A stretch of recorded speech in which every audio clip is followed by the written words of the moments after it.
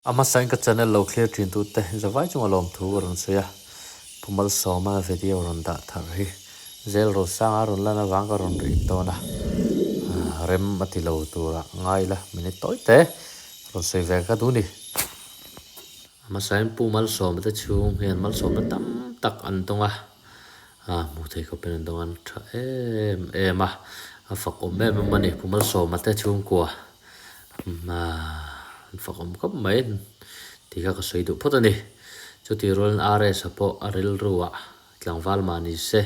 in le lo thave tak mai nei ve chung ta tan po chen fa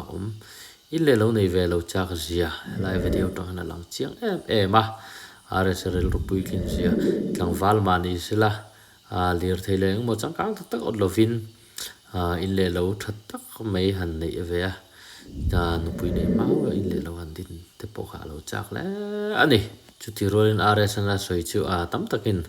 rs nang mang chu lari la nang ma ta chu til ti har salolom chu ti khati ati mai ro chu kang song song rs kha alar ma tang aloin po chana pathian alorin te ko ranai lon man te le tu mu mal tak ane isi te po asoi langa in le lo te din chak zia te po kan theta ta thu sei po hena lo dam lo reng rs hi kan soi to kha channel video ma sa po lo dam lo mai ro chu ti dam lo chung chung in a lenga taksa chak lo em rs hin chu ko ta han lu le taksa kharau tam tak aseng ani in le lo pui tak han dina nu te pa nei to lo ma se nu te tan po ule naw te tan po in le lo that tak mai din hi lo chak ve le chu ti rol pumal soma lom puya rs he pumal som te chung lom puya chu ti rol in rs sange nge hi thina boro ke nei lian em thina ni ti khan soi tu ta e lo tu le be tu tam tak ma sela ani hi chu mi pakhat ani ve ni in le lo te po lo it ve lo din ve le theinan te po pathian mal som sel ti kan tu thu sam ani